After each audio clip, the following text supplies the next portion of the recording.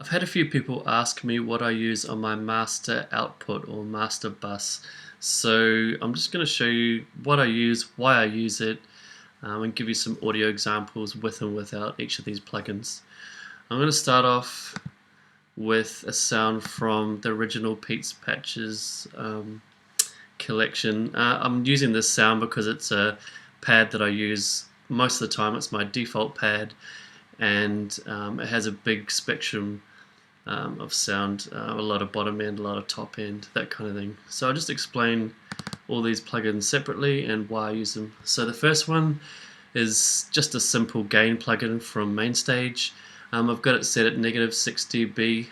The reason I do that is just so it doesn't hit the compressor too hard, because I don't want to compress the sound a lot, just really subtle compression on my output. When you're playing in a live situation, live band situation, you don't want a lot of compression because that takes away your dynamic range, I guess is the best way of putting it. If you're mixing or mastering a song, you might want to have more compression and even limit your songs, but not for live use. So that's why I'm doing the gain thing here, reducing it so it doesn't compress as hard. This next plugin over here is from Slate Digital. Basically what it's doing is it's emulating a Neve analog console desk. So the Brit N is the Neve console setting. I really like that one. It's hard to explain exactly what it does, but it basically is what I said. It simulates putting it through an analog desk, so the bottom end seems to get fuller. It adds a little bit of overdrive, nice distortion, subtle compression, really subtle. It's kind of hard to hear it with every single sound I use, but it does add something to the overall sound. This next one is Waves SSL bus compressor. Like I said before, just set on really subtle settings, so it just moves the needle. You'll see it moving when I do the examples, but nothing major, just to glue the sound together. And the last one, Oxford Inflator.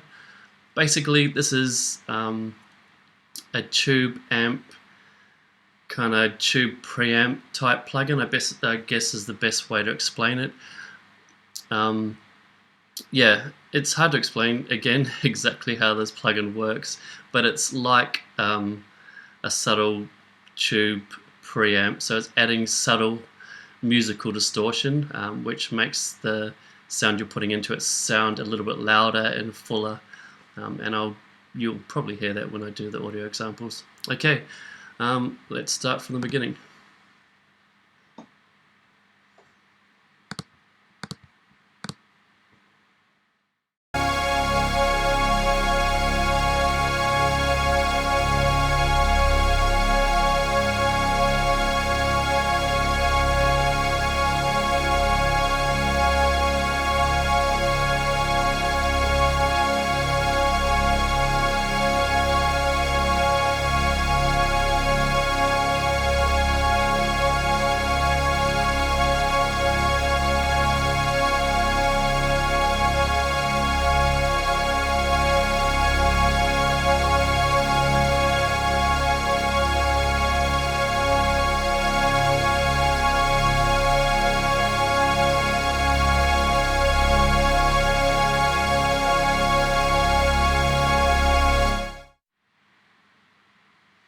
Okay, as you can hear, just really subtle differences. You may not even hear it if you're not wearing a good pair of headphones or listening to it on good monitor speakers.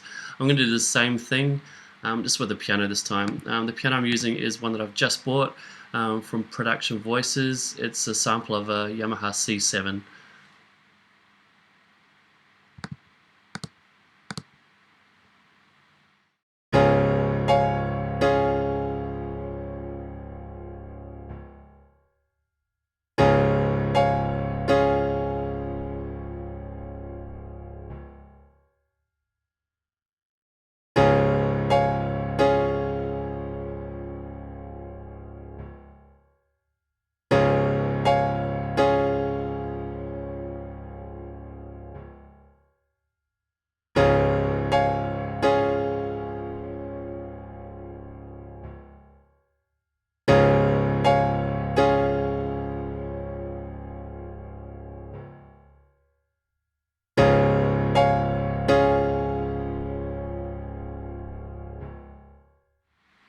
There you go. Some sounds put through these plugins, you hear more drastic changes, some only subtle, but I like to use these plugins subtly. I don't want to change the overall sound too much, just slightly improve them with each plugin so your overall sound is better. One thing I forgot to mention, when you're trying new plugins, like the ones that I'm showing you here, what you really need to do is balance the input gain with the output gain. The reason being that our ears, or more correctly our brain, actually thinks sounds sound better at louder volumes, and our brain will actually bring up the lower end and the top end when things get louder. The perceived low end of a sound and high end of a sound actually increases when the volume increases, and it actually decreases when the volume decreases. So that's why in these settings I've tried to compensate for that so you can hear the difference without getting tricked by volume differences. So I've reduced the input gain here. I've added a little bit of gain because compression reduces the output, and the output on this one I've reduced as well. Cool, thanks for listening.